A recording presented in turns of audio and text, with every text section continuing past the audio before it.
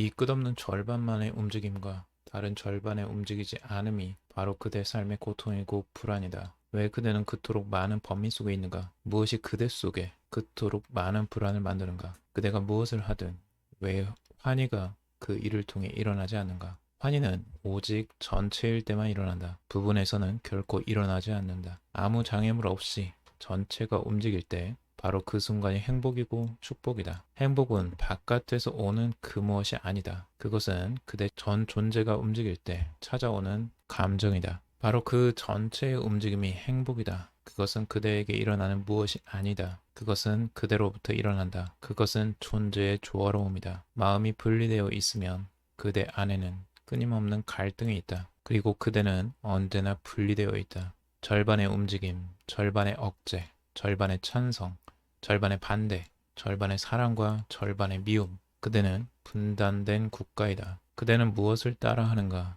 결코 그 자체의 의미는 아니다. 왜냐하면 반대쪽이 방해하면서 장애물을 만들면서 그곳에 있기 때문이다. 삶의 길, 흰 구름의 길. 내면이 분리되어 있으면 제대로 힘을 발휘할 수 없다. 정신이 분산되면 일도 제대로 될 수 없다. 나누어진 마음은 한 곳에 집중할 수가 없다. 우리는 항상 혼돈에 쉽게 빠져든다. 무질서하게 흩어지는 것은 쉽다. 당신 안에서 싸우고 있는 수많은 자아를 보라. 얼마나 복잡하고 혼란스러운가. 아침에 일어날 때부터 밥을 먹고 출근을 하고 일을 할 때도 항상 내면의 자아들은 싸우고 있을 것이다. 출근하기 싫다는 자아와 일을 해야 먹고 살 수 있다는 자아가 싸우고 있다. 야식으로 치킨을 먹고 싶다고 하는 자아와 다이어트를 위해 참아야 한다는 자아가 싸우고 있다. 건강을 위해 운동을 해야 한다는 자아와 귀찮다는 자아가 싸우고 있다. 언제나 이렇게 대립하고 있다. 이러한 대립의 에너지를 낭비하고 있다. 자아의 다툼으로 인해 아무것도 못하는 난처한 상황을 자주 처하게 된다. 만약 자아가 뜻을 모아 하나로 합쳐지면 어떻게 될까? 당신이 생각하는 것보다 훨씬 큰 폭발적 에너지를 발휘할 수 있다. 자아가 모두 뜻이 맞아서 한 곳을 바라보고 그 일에만 몰두한다면 그 일은 빠르게 진행되며 완성될 것이다. 내면이 하나가 되면 모든 게 쉬워진다. 하나로 합체되면 힘은 10배, 100배가 된다. 지금까지 발휘되지 못했던 잠재력을 폭발하는 시점이 이때이다. 자아가 분열되어 있다가 하나가 되는 시점.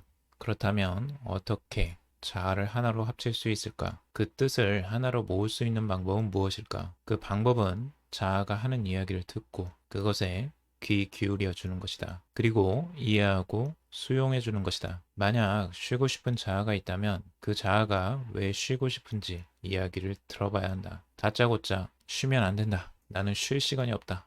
나는 지금 돈을 벌어야 한다. 라고 말을 막아버리면 쉬고 싶은 자아는 입을 다물어 버릴 것이다. 그리고 안에서 몰래 반항을 하고 당신이 하는 일에 회방을 놓을 것이다. 반대로 쉬고 싶은 자아의 쉬고 싶은 이유를 제대로 들어보면 그 속뜻을 알 수 있다. 그 의도를 파악할 수 있다. 지금 몸이 많이 좋지 않아서 휴식이 필요할 수 있다. 그럴 때 잠깐 교회로 나가서 푸른 산을 보고 바람을 쐬고 휴식을 취하면 금방 안정을 찾게 될 것이다. 쉬고 싶은 자아는 자신의 요구가 충족되었기 때문에 이제 충분히 당신이 하려고 하는 일에 적극 협조하는 조력자가 될 것이다. 이제 당신의 든든한 동지가 생긴 것이다. 이렇게 다양한 자아의 소리를 듣고 그들을 모두 친구로 만들어 하나로 모을 수 있다면 당신은 엄청난 힘을 발휘할 수 있을 것이다. 자아가 목소리를 내는 것에는 모두 나름의 이유가 있다. 그 상황을 경청하고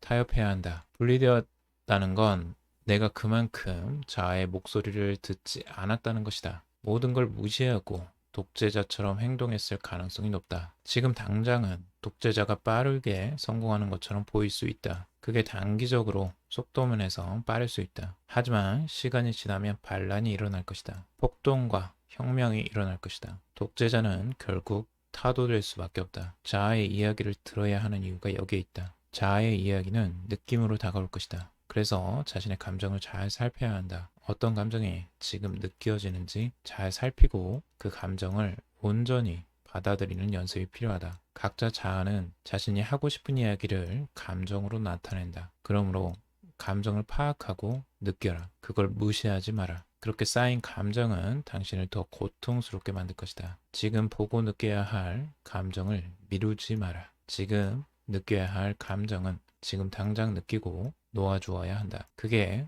자신을 진정 하나로 만드는 방법이다.